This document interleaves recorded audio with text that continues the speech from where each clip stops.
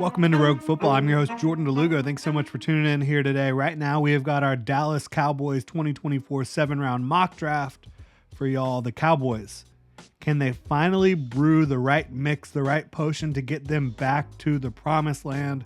They have been a perennial contender, a perennial playoff team, but they struggle to get those W's stacked up in the playoffs. Can they finally overcome their playoff woes and get back to the Super Bowl? We'll talk about it here today. We'll get into the 7-round mock draft. Look, they lost their defensive coordinator in Dan Quinn to division rival, the Washington Commanders. He's now their head coach, but they replace him with kind of a living legend and defensive coordinator, Mike Zimmer, guy who coached the Vikings for a long time, but he has been one of the best defensive coaches for quite some time, in the NFL, decades. As a really good defensive coach. There's probably some big movement coming along the offensive line, right? Looks like Tyron Smith, Tyler Biadasz will be playing elsewhere.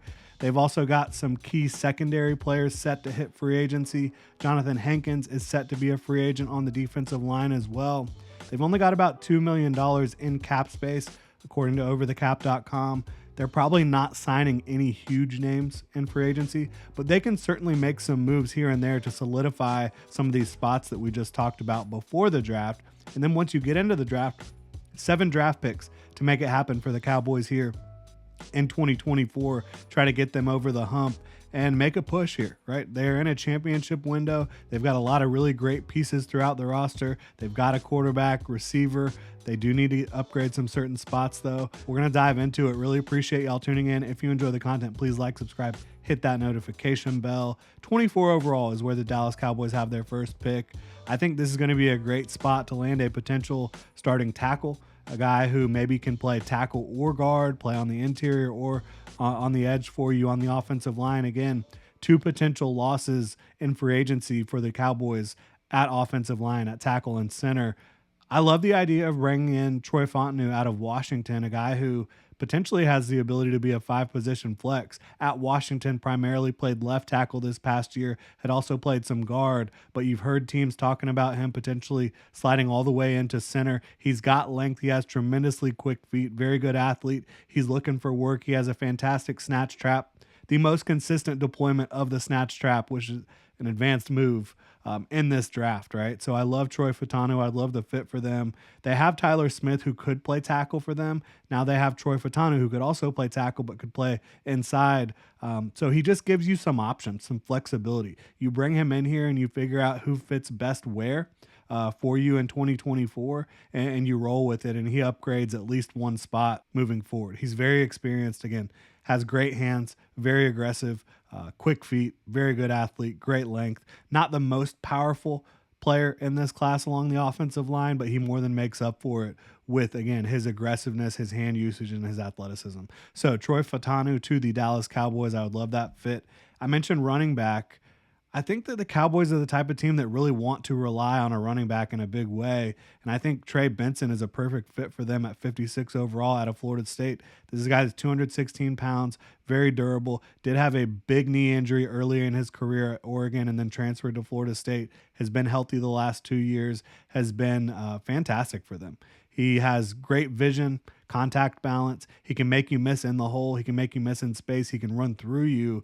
But at 216 pounds, he ran a 4.39 40-yard dash. He can absolutely fly in open space. So I think this is the type of guy, very good runner, has very good hands as well. Wasn't really used as a receiver all that much at Florida State, but you saw the hands at times when he was asked to catch the football out of the backfield, and then certainly willing and able in pass protection. So I think that Trey Benson is a really good fit here as someone who could come in and kind of be a workhorse for you early on in his career, and that you can rely on to not only pick up short yardage, with his contact balance, his power, his vision that has developed over the last couple years, but also maybe be a home run hitter for you as well. So I like that fit a lot.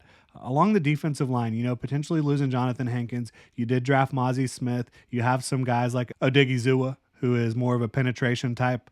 I think you could go for Duke defensive lineman Dwayne Carter here, who I think outside of the top guys like a Byron Murphy, like a Johnny Newton out of Illinois. Dwayne Carter has the potential, in my opinion, to not only be an impact run defender, be really stout, use his length and his strength to be stout at the point of attack, but also has some nice hand moves, some explosiveness in a short area, some quickness. So I think he has the ability to kind of be a 3 down defensive lineman for you. Obviously, you want to have a rotation, but I think he's someone who can help you against the run and as a pass rusher from the interior. So getting him at 87 overall, I think would be a great value for the Dallas Cowboys.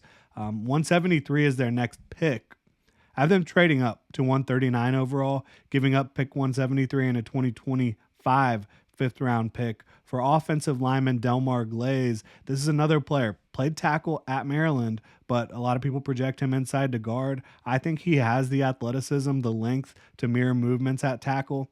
The one question I really kind of have, is he an elite athlete? Probably not, but I do think he's a good athlete. And then he also does struggle on games up front. You kind of see that when teams are stunting or blitzing, delayed blitzes, different things. He can kind of be a tick slow to recognize and pick those things up. So that's something you're going to have to coach when he gets to Dallas. But when you talk about just pure talent to protect the quarterback, to get people moving off the line of scrimmage, I think Delmare Glaze has that, and I think he could be a really good value for the Cowboys, someone who they can bring in to develop. And I think within this offense, in this scheme, you've seen a lot of players develop really quickly. I think Delmare Glaze could be another candidate to do that. At 216, cornerback Jalen Simpson out of Auburn. He really has a very nice game, good ball skills, can read the field, has good mirroring movements in man coverage as well. He's just a little undersized, right? So type of guy that with his ball skills, with his ability to, have quick feet, fluid hips, stick with receivers, read the quarterback as well in zone coverage, he could probably be like a second-round talent, but he's undersized, so he falls down the board, and I think Jalen Simpson would be a great fit there for the Cowboys, who, again, are probably going to lose some secondary pieces. I think he could come in for you and in a pinch play early on. Maybe not going to be the best against the run with his lack of mass on his frame, but definitely someone who can come in and cover for you and help lock it down on the back end. At 233 overall, defensive lineman Fabian Lovett out of FSU. Again, I mentioned Mozzie Smith. They want him to have a much better year in year 2 here than he did in year 1. And we went and got Dwayne Carter, who can kind of be a versatile defensive lineman for you. You have some other guys who can be penetration style. Fabian Lovett is more of that big, stout behemoth in the middle who can kind of play and rotate with Mozzie Smith, maybe push Mozzie Smith a little bit, brings the energy every single play, has great length, has great stoutness to his game. So I think Fabian Lovett could come in and help that rotation out as well out of Florida State. And then at 244, wide receiver Jaquan Jackson out of Tulane. He's a really tough cover. Great route runner, super quick, can sink his hips and explode in the other direction in a flash, can stack moves on top of each other. So the Cowboys, they don't necessarily need wide receiver for this year, but he's a guy who can be a special teamer, kick returner, and come in and kind of develop for you. A little undersized at 5'9", but he has good mass on his frame, about 190 pounds. He can run, he can jump. A guy that I think is going to help you out a lot long term for the Dallas Cowboys, Jaquan Jackson there. And that'll do it for this draft. I think you wanted to upgrade your trenches, obviously. You got some guys leaving on the offensive line. Jonathan Hankins scheduled to be a free agent on the defensive line. I think we really addressed some of those areas in a good way. Trey Benson, I think a workhorse for you early on that's going to help out a lot in that offense, maybe even provide a little bit of a different skill set than Tony Pollard had, right? Tony Pollard was a little smaller, shiftier, but a guy that I think in Trey Benson can provide a little bit more of that edge at the running back position that you've been missing without Zeke Elliott. And so I'm a huge fan of what this represents for the Dallas Cowboys. Fortifying the trenches, getting a running back, and also getting somebody on the back end at corner and at wide receiver who can help your roster in the short term as depth and long term as potential role players for you. So if you're a Dallas Cowboys fan, would really love to know what you think about this mock draft. Hit me up here in the comment section. If you enjoy the content, please like, subscribe, hit that notification bell. Y'all have a good one.